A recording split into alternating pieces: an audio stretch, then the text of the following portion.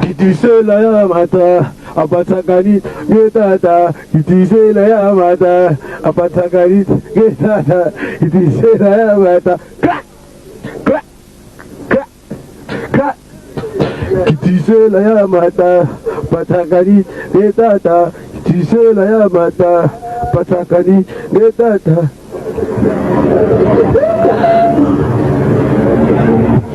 Thank you very much. Bonjour bandeko ya analysons avec Gilmas. Encore mutumoko ya Jibe Mpiana.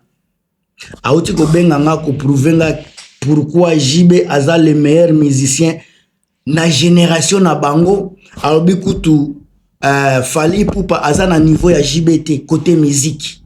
Na yokiye mais en tout cas comme fan ayoka kate na meki ko expliquer mais fan aza ko yoka te mais yango na ngina lobela na ya ko pesa la bino ba moi expérience nanga moi connaissance nanga muke ko sena musique pona makambo etali Jibe Fally Ipupa Wera Son. Alors pona kokota na on pona kokota na sujet. Une chose est vraie, mutu na mutazalaka na paché na ye na façon pe akotali la makambo. On ne peut pas comparer Jibe, Wera, Fally Ipupa ni Koffi Olomide. On ne peut pas comparer ces quatre personnes. Baza na ba qualité différente. Jibe azandenge moko na Feregola. Fally, Wera na Koffi bazandenge moko. Fally, Koffi, Wera, ce sont des musiciens chanteurs. Jibe, Fere baza simple chanteur. On ne peut pas comparer Batouana. On ne peut pas les comparer. Alors, bandeko ezana mutu moko tango boza koloba makambo na ebite so tokolo na koloba nini côté musique. Parce que eloko toyebi so tokoti na tango wenge bazalaki d'ensemble. Wenge ka iso ensemble 4x4. Bokoki jamais convaincre nga que Jibe azalaki na banzembu o ezalaki na teme ya kitoko koleka Wera. Impossible.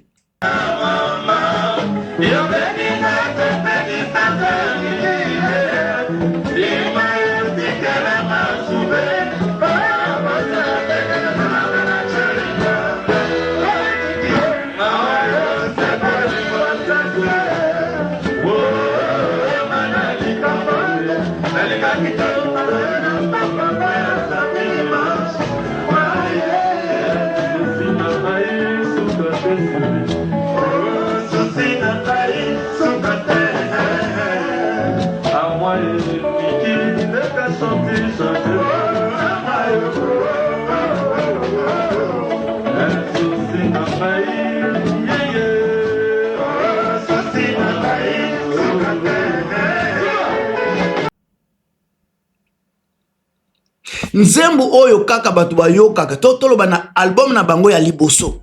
Jibe alobaka bimisa soki bapese soki 3 chansons. Na nzembo yango mulolo eza na kati. Nini pe nikide pe eza na kati. Soki bolandi bien, mulolo eza nzembo ya kosangisa. Bayena kimbala, bayena boye, bapesi yango Jibe komi ya Jibe.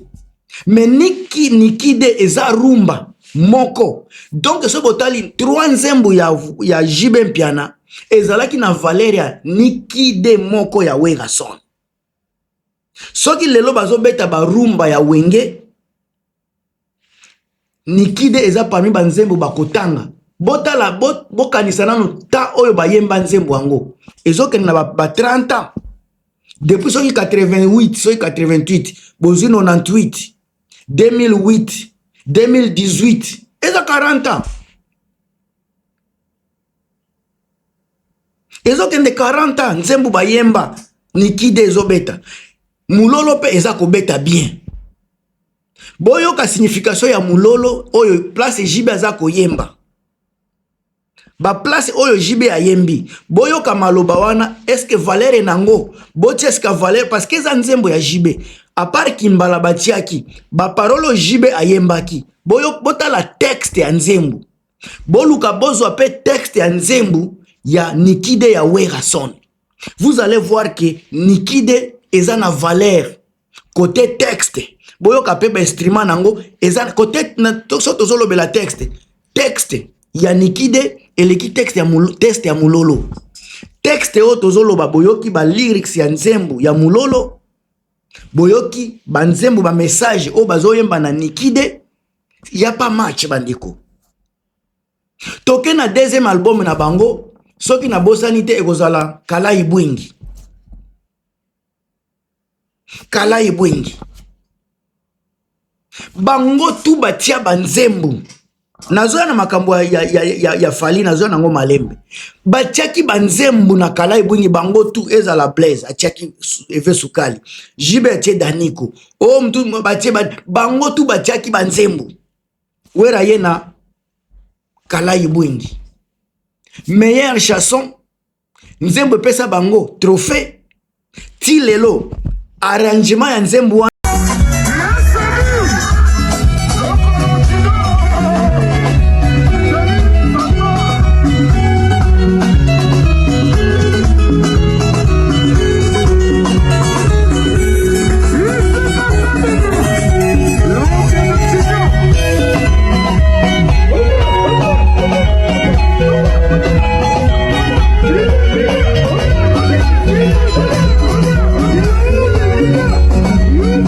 na wenge ndenge bazalaki arrangement selonga lokola Kalayi Bwingi tikala kozala te.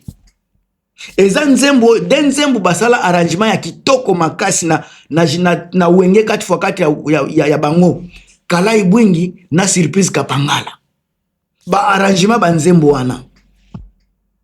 Alors nazo kenika na ba nzembo discographie ya wenge dena mekana soki na kozwango.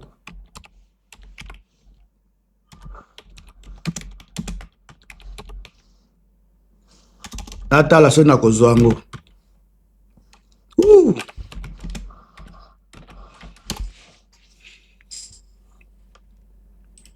We ya mibale ezalaki Kalayi Bwingi. Après Kalayi Bwingi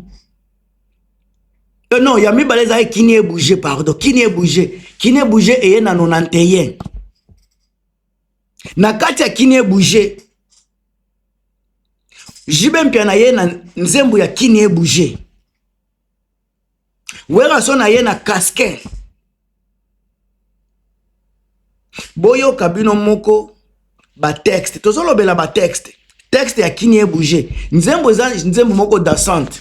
Bokepe na Mulolo ezape mbongo nzembo moko dansante. Jibe ze komema ba nzembo moko dansante. Werason meka ba nzembo moko ya koyemba. Deuxième album na bango Kini Ebouge, Jibe Mpiana amemi nzembo nini Kini Ebouge, Wera amemi Casquin.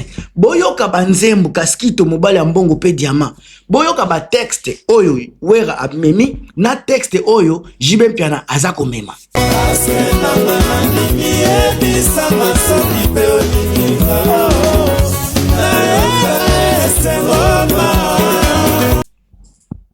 Ndenge na uti kolobela na lobele deja Kalayi Bwingi.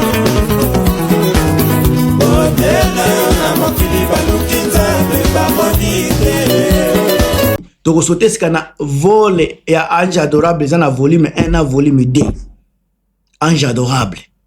Nata misana junior mwana papa ye. Akobali makakasio e bakate o. Kuna tokota toyoka ki banzembo ba Gino Kota. Nzembo lokola Gino. Bome boye bisangana nu nini nde kuna bozo kuta bozo monate na album ya nani oyo ya wenge lokola nzembo lokola Gino Kota. Te boye bisangai. Banzembo ezalaki ebele. Na soki na bandi kokota na chaque nzembo tokosuki se émission te. Ya wana zokene na nzembo moko kaka. Nazo compare ya Jibe na ya Werason. Oleko tika la kuna na ba Ange Adorable kuna tomona ki Werazo yemba sourire de vendeur atie ba sourire de vendeur ba jugement par défaut banzembo zebele kuna Jibe yaki na iyo wani image biloko ndengwana na Ange Adorable nde tozomona pe surprise Kapangala na ba album les anges adorables nzembo oleki surprise kapangala ezate toye na Pentagone jibe aye na no koma Schengen est-ce que nzembo wana boyoka yango mais wera aye na deux chansons Koko Madimba héritier itele moto ya pasi bayebaka pasi ya baninga aye na Koko Madimba tolinga na nzembo ezo sala succès na chaque concert ya Wera Son boye bisanga sika kote ba texte tangu tolobaka wera wana nazoloba tangu baza bango nyonso place moko nazolobela ba texte ya banzembo o mutu na mutu amemaki boye bisanga mutu na niveau album na bango ya suka parce que yango nde tokoloba suki satimbe album ya Pentagone nani mutu amemaki asalaki apport ya malonga na Pentagone boyoka Koko Madimba conseil ya Koko Madimba boyoka héritier itele ça c'est du Wera Son jibe amemi no comment Schengen so no comment Schengen nze nakutani na bango na centre-ville bakoleka baimpressionné nga nzembo ezanga donc boyoka bino moko soki message nini jibe apesaki ezelo to bande kolobela depuis kala mais nzembo lokola dizo izo ezalaki pe nzembo ya bien ezalaki ale makaba dizo izo très belle chanson mususu wana pe nini banzembo zali kuna ya bien nani ya Blaise Bula pe ezalaki bien ezalaki pe bien makasi mais c'est jibe qui a échoué na kati album ya Pentagone na nzembo côté nzembo ba Jojo Ngonde ezalaki ba belle chanson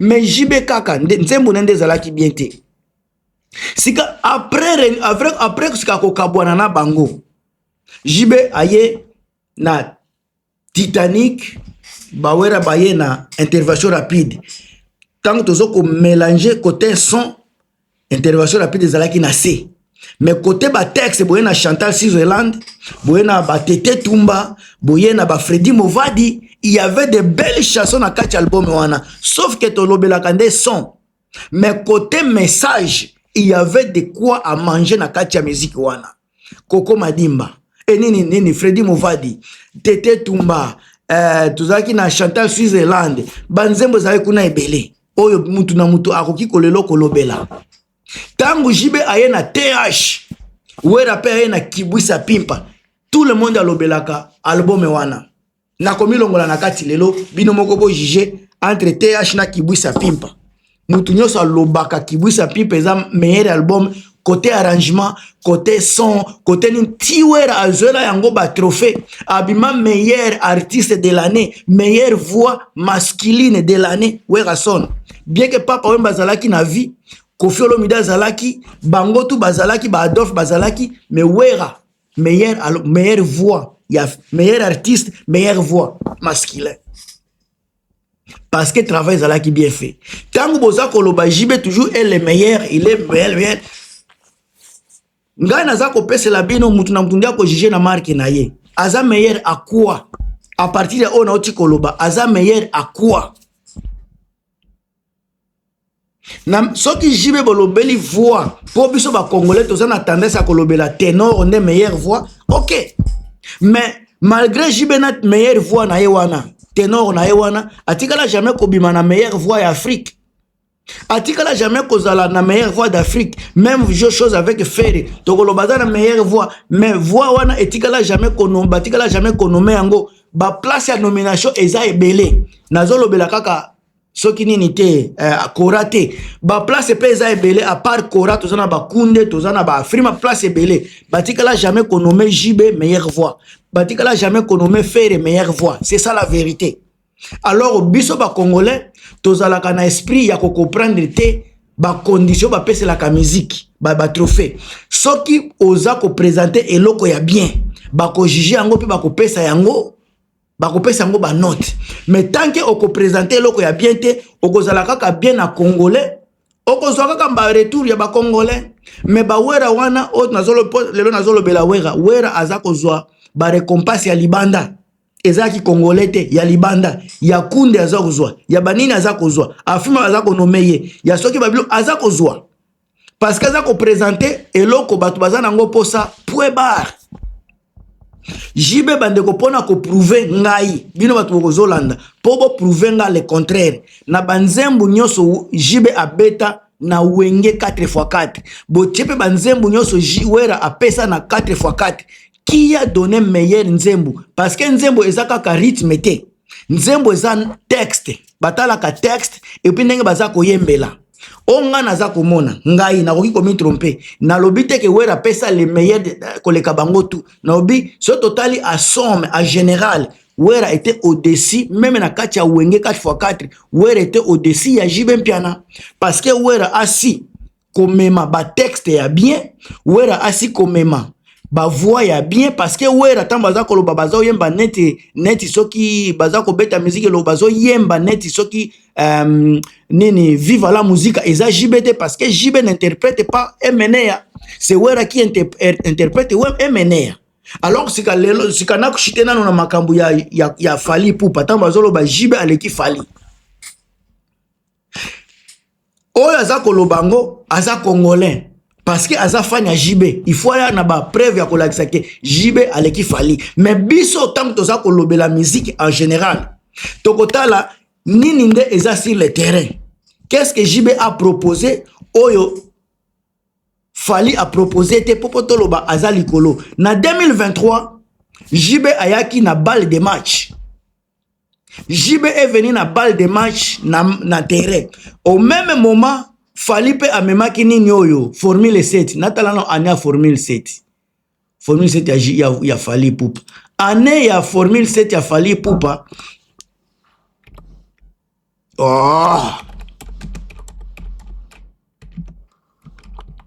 so na bika formule 7 ezo ekomi nango kaka yango moko formule 7 ya Fally Ipupa